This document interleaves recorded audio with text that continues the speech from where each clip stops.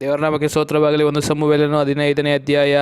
ಸಮುವೇಲನು ಸೌಲನಿಗೆ, ಯೆಹೋವನು ನಿನ್ನನ್ನು ತನ್ನ ಪ್ರಜೆಗಳಾದ ಇಸ್ರಾಯೇಲರ ಮೇಲೆ ಅರಸರನ್ನಾಗಿ ಅಭಿಷೇಕಿಸುವುದಕ್ಕೋಸ್ಕರ ನನ್ನನ್ನೇ ಕಳುಹಿಸಿದ್ದಾನಲ್ಲ. ಆತನು ಈಗ ಹೇಳುವುದನ್ನು ಕೇಳು. ಸೇನಾಧೀಶ್ವರನಾದ ಯೆಹೋವನು ನಿನಗೆ, ಇಸ್ರಾಯೇಲರು ಐಗುಪ್ತದಿಂದ ಬರುತ್ತಿರುವಾಗ ದಾರಿಯಲ್ಲಿ ಅಮಲೇಕ್ಯರು ಅವರಿಗೆ ವಿರೋಧವಾಗಿ ನಿಂತು ತೊಂದರೆಪಡಿಸಿದ್ದರಿಂದ ನಾನು ಅವರಿಗೆ ಮುಯ್ಯಿ ತೀರಿಸುವೆನು. ಈಗ ನೀನು ಹೋಗಿ ಅವರನ್ನು ಸೋಲಿಸಿ ಅವರಿಗಿರುವುದನ್ನೆಲ್ಲ ಸಂಪೂರ್ಣವಾಗಿ ಹಾಳುಮಾಡು. ಗಂಡಸರನ್ನು, ಹೆಂಗಸರನ್ನು, ಮಕ್ಕಳನ್ನು, ಶಿಶುಗಳನ್ನು, ಎತ್ತು, ಕುರಿ, ಕತ್ತೆ, ಒಂಟೆ ಇವುಗಳನ್ನು ಕನಿಕರವಿಲ್ಲದೆ ಕೊಂದು ಹಾಕು ಎಂದು ಹೇಳುತ್ತಾನೆ ಎಂದನು. ಸೌಲನು ತೆಲಾಯಿಮಿನಲ್ಲಿ ಸೈನ್ಯವನ್ನು ಕೂಡಿಸಿ ಲೆಕ್ಕಿಸಲು 2,00,000 ಮಂದಿ ಕಾಲಾಳುಗಳು ಇದ್ದರು. ಯೆಹೂದ್ಯರು 10,000 ಮಂದಿ ಇದ್ದರು. ಅವನು ಇವರೊಡನೆ ಅಮಲೇಕ್ಯರ ರಾಜಧಾನಿಯ ಬಳಿಗೆ ಹೋಗಿ ಅಲ್ಲಿ ಒಂದು ತಗ್ಗಿನಲ್ಲಿ ಹೊಂಚಿ ನೋಡುತ್ತಿದ್ದನು. ಆದರೆ ಅವನು ಕೇನ್ಯರಿಗೆ, ನೀವು ಅಮಲೇಕ್ಯರನ್ನು ಬಿಟ್ಟು ಹೋಗಿರಿ, ಇಲ್ಲವಾದರೆ ನೀವು ಅವರೊಡನೆ ನಾಶವಾದೀರಿ. ಇಸ್ರಾಯೇಲರು ಐಗುಪ್ತದಿಂದ ಬರುತ್ತಿದ್ದಾಗ ನೀವು ಅವರಿಗೆ ದಯೆ ತೋರಿಸಿದ್ದೀರಲ್ಲ ಎಂದು ಹೇಳಿ ಕಳುಹಿಸಿದನು. ಅದರಂತೆ ಅವರು ಅಮಲೇಕ್ಯರನ್ನು ಬಿಟ್ಟು ಹೋದರು. ಆಗ ಸೌಲನು ಅಮಲೇಕ್ಯರನ್ನು ಹವೀಲಾ ಪ್ರಾಂತ್ಯದಿಂದ ಐಗುಪ್ತದ ಪೂರ್ವ ದಿಕ್ಕಿನಲ್ಲಿರುವ ಶೂರಿನವರೆಗೂ ಹೊಡೆಯುತ್ತಾ ಹೋದನು. ಅವರ ಅರಸನಾದ ಆಗಾಗನನ್ನು ಸಜೀವಿಯಾಗಿ ಹಿಡಿದು ಎಲ್ಲಾ ಜನರನ್ನು ಕತ್ತಿಯಿಂದ ಸಂಹರಿಸಿದನು. ಸೌಲನು ಇಸ್ರಾಯೇಲರು ಆಗಾಗನನ್ನು ಮೇಲ್ತರದ ಕುರಿದನಗಳನ್ನು, ಕುರಿಮರಿಗಳನ್ನು, ಕೊಬ್ಬಿದ ಪಶುಗಳನ್ನು, ಶ್ರೇಷ್ಠವಾದ ಎಲ್ಲ ಪದಾರ್ಥಗಳನ್ನು ನಾಶ ಮಾಡ ಮನಸ್ಸಿಲ್ಲದೆ ಉಳಿಸಿ ಪ್ರಯೋಜನವಿಲ್ಲದಂತ ಹೀನವಾದವುಗಳನ್ನು ನಾಶ ಮಾಡಿಬಿಟ್ಟರು. ಯೆಹೋವನು ಸಮುವೇಲನಿಗೆ, ಸೌಲನನ್ನು ಅರಸನನ್ನಾಗಿ ಮಾಡಿದ್ದಕ್ಕೆ ಈಗ ಪಶ್ಚಾತ್ತಾಪ ಪಡುತ್ತೇನೆ. ಅವನು ನನ್ನನ್ನು ಬಿಟ್ಟುಬಿಟ್ಟನು, ನನ್ನ ಆಜ್ಞೆಗಳನ್ನು ನೆರವೇರಿಸುವುದಿಲ್ಲ ಎಂದು ಹೇಳಲು ಸಮುವೇಲನು ಕೋಪಗೊಂಡು ರಾತ್ರಿಯೆಲ್ಲ ಆತನಿಗೆ ಮೊರೆಯಿಟ್ಟನು. ಅವನು ಬೆಳಿಗ್ಗೆ ಎದ್ದು ಸೌಲನನ್ನು ನೋಡುವುದಕ್ಕೋಸ್ಕರ ಹೊರಟಾಗ ಅವನಿಗೆ, ಸೌಲನು ಕರ್ಮೇಲಿಗೆ ಹೋಗಿ ಅಲ್ಲಿ ತನಗೋಸ್ಕರ ಒಂದು ಜ್ಞಾಪಕ ಸ್ತಂಭವನ್ನು ನಿಲ್ಲಿಸಿ ಅಲ್ಲಿಂದ ಘಟ್ಟ ಇಳಿದು ಗಿಲ್ಗಾಲಿಗೆ ಹೋದಾನೆಂಬ ವರ್ತಮಾನವು ಬಂದದ್ದರಿಂದ ಸಮುವೇಲನು ಅಲ್ಲಿಗೆ ಹೋದನು. ಸೌಲನು ಅವನನ್ನು ಕಂಡು, ಯೆಹೋವನು ನಿನ್ನನ್ನು ಆಶೀರ್ವದಿಸಲಿ, ನಾನು ಆತನ ಅಪ್ಪಣೆಯನ್ನು ನೆರವೇರಿಸಿದ್ದೇನೆ ಎಂದನು. ಅದಕ್ಕೆ ಸಮುವೇಲನು, ಹಾಗಾದರೆ ಇದೇನು? ಕುರಿಗಳ ಕೂಗು ನನ್ನ ಕಿವಿಗೆ ಬೀಳುತ್ತದೆ, ದನಗಳ ಶಬ್ದವು ನನಗೆ ಕೇಳುತ್ತದೆ ಎನ್ನಲು ಸೌಲನು, ಜನರು ನಿನ್ನ ದೇವರಾದ ಯೆಹೋವನಿಗೋಸ್ಕರ ಯಜ್ಞ ಸಲ್ಲಿಸುವುದಕ್ಕಾಗಿ ಅಮಲೇಕ್ಯರ ಕುರಿ ದನಗಳಲ್ಲಿ ಮೇಲ್ತೆರೆದವುಗಳನ್ನು ಉಳಿಸಿ ತಂದಿದ್ದಾರೆ, ಮಿಕ್ಕಿದವುಗಳನ್ನೆಲ್ಲ ಸಂಪೂರ್ಣವಾಗಿ ನಾಶ ಮಾಡಿದ್ದೆವು ಎಂದು ಉತ್ತರ ಕೊಟ್ಟನು.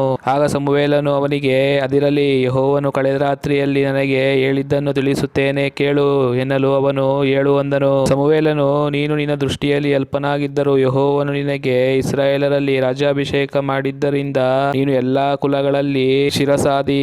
ಆತನು ನಿನಗೆ, ಹೊರಟು ಹೋಗಿ ದುಷ್ಟರಾದ ಅಮಲೇಕ್ಯರೊಡನೆ ಯುದ್ಧ ಮಾಡಿ ಅವರೆಲ್ಲರನ್ನು ಸಂಪೂರ್ಣವಾಗಿ ನಾಶ ಮಾಡು ಎಂದು ಹೇಳಿದನು. ಆದರೆ ನೀನು ಯೆಹೋವನ ಮಾತನ್ನು ಕೇಳದೆ ಕೊಳ್ಳೆಗಾಗಿ ಎರಗಿ ಆತನಿಗೆ ದ್ರೋಹ ಮಾಡಿದ್ದೇಕೆ ಎಂದನು. ಆಗ ಸೌಲನು ಸಮುವೇಲನಿಗೆ, ಏನು, ನಾನು ಯೆಹೋವನ ಮಾತನ್ನು ಕೇಳಲಿಲ್ಲವೋ? ಆತನು ಕಳುಹಿಸಿದ್ದಲ್ಲಿ ಹೋಗಿ ಅಮಲೇಕ್ಯರನ್ನೆಲ್ಲ ಸಂಹರಿಸಿ ಅವರ ಅರಸನಾದ ಆಗಾಗನನ್ನು ಹಿಡಿದು ತಂದೆನು. ಆದರೆ ಜನರು ಸಂಪೂರ್ಣವಾಗಿ ಸಂಹರಿಸಬೇಕಾದ ಕೊಳ್ಳೆಯಲ್ಲಿ ಉತ್ತಮವಾದ ಕುರಿದನಗಳನ್ನು ನಿನ್ನ ದೇವರಾದ ಯೆಹೋವನಿಗೆ ಗಿಲ್ಗಾಲಿನಲ್ಲಿ ಯಜ್ಞಾರ್ಪಣೆ ಮಾಡುವುದಕ್ಕಾಗಿ ಉಳಿಸಿ ತಂದರು ಎಂದು ಉತ್ತರ ಕೊಟ್ಟನು. ಅದಕ್ಕೆ ಸಮುವೇಲನು, ಯೆಹೋವನು ವಿಧೇಯತ್ವಕ್ಕೆ ಮೆಚ್ಚುವಷ್ಟು ಯಜ್ಞ ಹೋಮಗಳಿಗೆ ಮೆಚ್ಚುತ್ತಾನೋ? ಯಜ್ಞವನ್ನು ಅರ್ಪಿಸುವುದಕ್ಕಿಂತ ಮಾತು ಕೇಳುವುದು ಉತ್ತಮವಾಗಿದೆ, ಟಗರುಗಳ ಕೊಬ್ಬಿಗಿಂತ ವಿಧೇಯತ್ವವು ವಿಶೇಷವಾಗಿದೆ. ಅವಿಧೇಯತ್ವವು ಮಂತ್ರತಂತ್ರಗಳಷ್ಟೇ ಕೆಟ್ಟದ್ದಾಗಿರುವುದು, ಹಠವು ಮಿಥ್ಯಾಭಕ್ತಿಗೂ ವಿಗ್ರಹಾರಾಧನೆಗೂ ಸಮವಾಗಿರುವುದು. ನೀನು ಯೆಹೋವನ ಮಾತನ್ನು ತಳ್ಳಿ ಬಿಟ್ಟದ್ದರಿಂದ ಆತನು ನಿನ್ನನ್ನು ಅರಸುತನದಿಂದ ತಳ್ಳಿಬಿಟ್ಟಿದ್ದಾನೆ ಎಂದು ನುಡಿದನು. ಸೌಲನು ಸಮುವೇಲನಿಗೆ, ನಾನು ಯೆಹೋವನ ಮತ್ತು ನಿನ್ನ ಆಜ್ಞೆಗಳನ್ನು ಮೀರಿ ಪಾಪ ಮಾಡಿದ್ದೇನೆ, ಜನರಿಗೆ ಹೆದರಿ ಅವರ ಮಾತನ್ನು ಕೇಳಿದ್ದೇನೆ. ನೀನು ದಯವಿಟ್ಟು ನನ್ನ ಪಾಪಗಳನ್ನು ಕ್ಷಮಿಸು, ನಾನು ಯೆಹೋವನನ್ನು ಆರಾಧಿಸುವಂತೆ ಹಿಂದಿರುಗಿ ನನ್ನ ಜೊತೆಯಲ್ಲಿ ಬಾ ಎಂದು ಅವನನ್ನು ಬೇಡಿಕೊಂಡನು. ಅದಕ್ಕೆ ಸಮುವೇಲನು, ನಾನು ಹಿಂದಿರುಗಿ ನಿನ್ನ ಜೊತೆಯಲ್ಲಿ ಬರುವುದಿಲ್ಲ, ನೀನು ಯೆಹೋವನ ಮಾತನ್ನು ತಳ್ಳಿಬಿಟ್ಟಿದ್ದರಿಂದ ಆತನು ನಿನ್ನನ್ನು ಇಸ್ರಾಯೇಲರ ಅರಸುತನದಿಂದ ತಳ್ಳಿಬಿಟ್ಟಿದ್ದಾನೆ ಎಂದು ಹೇಳಿ ತಿರುಗಿಕೊಂಡು ಹೊರಡಲು ಸೌಲನು ಅವನ ಮೇಲಂಗಿಯ ಅಂಚನ್ನು ಹಿಡಿದು ಎಳೆದನು, ಅದು ಹರಿದು ಹೋಯಿತು. ಆಗ ಸಮುವೇಲನು ಅವನಿಗೆ, ಯೆಹೋವನು ಇವತ್ತು ಇಸ್ರಾಯೇಲ್ ರಾಜ್ಯವನ್ನು ನಿನ್ನಿಂದ ಕಿತ್ತು ನಿನಗಿಂತ ಉತ್ತಮನಾದ ಇನ್ನೊಬ್ಬನಿಗೆ ಕೊಟ್ಟಿದ್ದಾನೆ. ಇಸ್ರಾಯೇಲರ ನಿತ್ಯಾಧಾರನು ಸುಳ್ಳಾಡುವವನಲ್ಲ, ಪಶ್ಚಾತ್ತಾಪ ಪಡುವವನಲ್ಲ, ಯಾಕಂದರೆ ಅವನು ಪಶ್ಚಾತ್ತಾಪ ಪಡ ಮನುಷ್ಯನಲ್ಲ ಎಂದು ಹೇಳಿದನು. ಅದಕ್ಕೆ ಸೌಲನು, ನಾನು ಪಾಪ ಮಾಡಿದ್ದೇನೆ, ದಯವಿಟ್ಟು ಇಸ್ರಾಯೇಲರ ಮುಂದೆಯೂ ಜನರ ಹಿರಿಯರ ಮುಂದೆಯೂ ನನ್ನ ಮಾನವನ್ನು ಉಳಿಸು. ನಾನು ನಿನ್ನ ದೇವರಾದ ಯೆಹೋವನನ್ನು ಆರಾಧಿಸುವುದಕ್ಕಾಗುವಂತೆ ಹಿಂದಿರುಗಿ ನನ್ನ ಜೊತೆಯಲ್ಲಿ ಬಾ ಎಂದು ಬೇಡಿಕೊಳ್ಳಲು ಅವನು ಹಿಂದಿರುಗಿ ಸೌಲನ ಜೊತೆಯಲ್ಲಿ ಹೋದನು. ಆಗ ಸೌಲನು ದೇವರನ್ನು ಆರಾಧಿಸಿದನು. ತರುವಾಯ ಸಮುವೇಲನು ಅಮಲೇಕ್ಯರ ಅರಸನಾದ ಆಗಾಗನನ್ನು ತನ್ನ ಬಳಿಗೆ ತರ ಹೇಳಿದನು. ಆಗಾಗನು ಮರಣ ಭಯ ತಪ್ಪಿತೆಂದು ನೆನೆಸಿಕೊಂಡು ಸಂತೋಷದಿಂದ ಅವನ ಹತ್ತಿರ ಬಂದನು. ಎಂದನು. ಆದರೆ ಸಮುವೇಲನು ಅವನಿಗೆ, ನಿನ್ನ ಕತ್ತಿಯು ಅನೇಕ ಸ್ತ್ರೀಯರಿಗೆ ಪುತ್ರಶೋಕವನ್ನುಂಟು ಮಾಡಿತ್ತು, ನಿನ್ನ ತಾಯಿಯು ಎಲ್ಲರಿಗಿಂತಲೂ ಹೆಚ್ಚಾಗಿ ಪುತ್ರಶೋಕವನ್ನು ಅನುಭವಿಸಲಿ ಎಂದು ಹೇಳಿ ಅವನನ್ನು ಗಿಲ್ಗಾಲಿನಲ್ಲಿ ಯೆಹೋವನ ಸನ್ನಿಧಿಯಲ್ಲೇ ಕಡಿದು ಹಾಕಿದನು. ಆನಂತರ ಸಮುವೇಲನು ರಾಮಕ್ಕೆ ಹೋದನು. ಸೌಲನು ತನ್ನ ಊರಾದ ಗಿಬೆಯದಲ್ಲಿರುವ ಮನೆಗೆ ಹೋದನು. ಸಮುವೇಲನು ಜೀವದಿಂದಿರುವವರೆಗೂ ಸೌಲನನ್ನು ನೋಡುವುದಕ್ಕೆ ಹೋಗಲಿಲ್ಲ. ಆದರೆ ಯೆಹೋವನು ಸೌಲನನ್ನು ಇಸ್ರಾಯೇಲರ ಅರಸನನ್ನಾಗಿ ಮಾಡಿದ್ದಕ್ಕೋಸ್ಕರ ಪಶ್ಚಾತ್ತಾಪಪಟ್ಟದ್ದರಿಂದ ಸಮುವೇಲನು ಅವನ ವಿಷಯದಲ್ಲಿ ದುಃಖಪಡುತ್ತಿದ್ದನು. ದೇವರ ನಾಮಕ್ಕೆ ಸ್ತೋತ್ರವಾಗಲಿ. 1 ಸಮುವೇಲನು 16ನೇ ಅಧ್ಯಾಯ. ಯೆಹೋವನು ಸಮುವೇಲನಿಗೆ, ನಾನು ಸೌಲನನ್ನು ಇಸ್ರಾಯೇಲರ ಅರಸನಾಗಿರುವುದಕ್ಕೆ ಅಯೋಗ್ಯನೆಂದು ತಳ್ಳಿಬಿಟ್ಟೆನಲ್ಲ, ನೀನು ಅವನಿಗೋಸ್ಕರ ಎಷ್ಟರವರೆಗೆ ದುಃಖಿಸುತ್ತಿರುವಿ? ಕೊಂಬನ್ನು ಎಣ್ಣೆಯಿಂದ ತುಂಬಿಕೊಂಡು ಬಾ, ನಾನು ನಿನ್ನನ್ನು ಬೆತ್ಲೆಹೇಮಿನವನಾದ ಇಷಯನ ಬಳಿಗೆ ಕಳುಹಿಸುತ್ತೇನೆ, ಅವನ ಮಕ್ಕಳಲ್ಲೊಬ್ಬನನ್ನು ಅರಸನನ್ನಾಗಿ ಆರಿಸಿಕೊಂಡಿದ್ದೇನೆ ಎಂದು ಹೇಳಿದನು. ಅದಕ್ಕೆ ಸಮುವೇಲನು, ನಾನು ಹೋಗುವುದು ಹೇಗೆ? ಇದು ಸೌಲನಿಗೆ ಗೊತ್ತಾದರೆ ಅವನು ನನ್ನನ್ನು ಕೊಂದು ಹಾಕುವನಲ್ಲವೇ ಅನ್ನಲು ಆತನು, ನೀನು ಒಂದು ಕಡಸನ್ನು ತೆಗೆದುಕೊಂಡು ಹೋಗಿ ಯೆಹೋವನಿಗೋಸ್ಕರ ಯಜ್ಞ ಮಾಡುವುದಕ್ಕೆ ಬಂದಿದ್ದೇನೆಂದು ಹೇಳಿ ಇಷಯನನ್ನು ಅದಕ್ಕೆ ಕರೆ. ಆಮೇಲೆ ನೀನು ಮಾಡಬೇಕಾದದನ್ನು ನಾನೇ ತಿಳಿಸುತ್ತೇನೆ. ನಾನು ಯಾವನನ್ನು ತೋರಿಸುತ್ತೇನೋ ಅವನನ್ನು ನೀನು ಅಭಿಷೇಕಿಸಬೇಕು ಎಂದನು. ಯೆಹೋವನು ಹೇಳಿದಂತೆ ಸಮುವೇಲನು ಬೆತ್ಲೆಹೇಮಿಗೆ ಹೋದನು.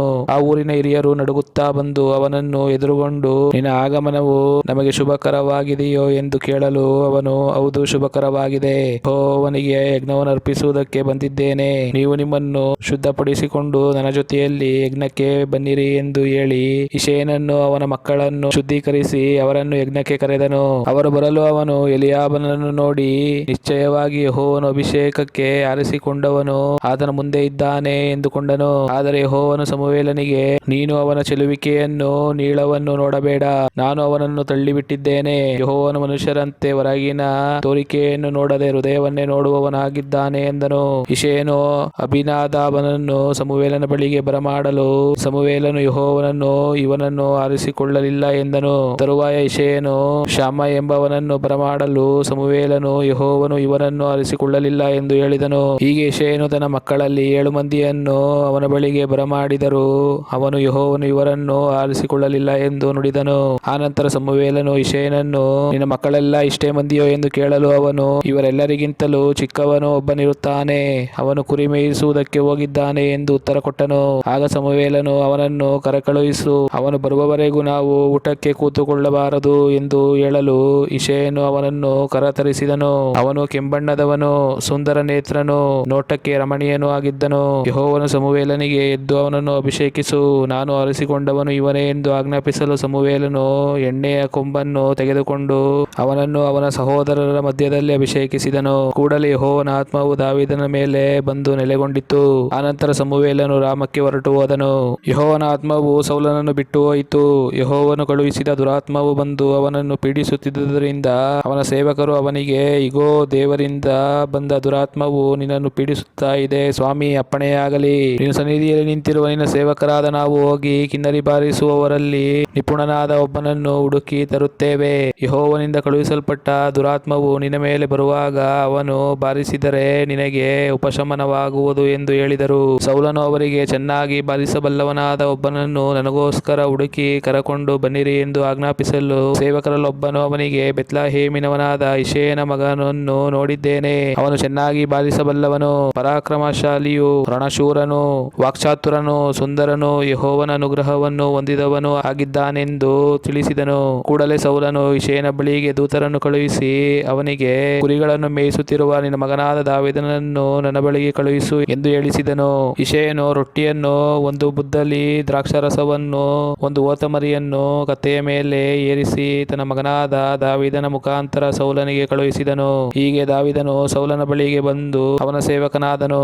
ಸೌಲನು ಅವನನ್ನು ಬಹಳವಾಗಿ ಪ್ರೀತಿಸಿ ತನ್ನ ಆಯುಧಗಳನ್ನು ಹೊರುವುದಕ್ಕೆ ನೇಮಿಸಿಕೊಂಡನು. ತರುವಾಯ ಸೌಲನು ಇಷಯನ ಬಳಿಗೆ ದೂತರನ್ನು ಅಟ್ಟಿ ಅವನಿಗೆ, ನಾನು ದಾವೀದನನ್ನು ಮೆಚ್ಚಿದ್ದೇನೆ, ಅವನು ನನ್ನ ಸನ್ನಿಧಿಯಲ್ಲಿ ಸೇವೆ ಮಾಡಲಿ ಎಂದು ತಿಳಿಸಿದನು. ದೇವರಿಂದ ಕಳುಹಿಸಲ್ಪಟ್ಟ ದುರಾತ್ಮವು ಸೌಲನ ಮೇಲೆ ಬಂದಾಗ ದಾವೀದನು ಕಿನ್ನರಿಯನ್ನು ಬಾರಿಸುವನು. ಅದರಿಂದ ದುರಾತ್ಮವು ಸೌಲನನ್ನು ಬಿಟ್ಟು ಹೋಗುವುದು, ಅವನು ಉಪಶಮನ ಹೊಂದಿ ಚೆನ್ನಾಗಿರುವನು.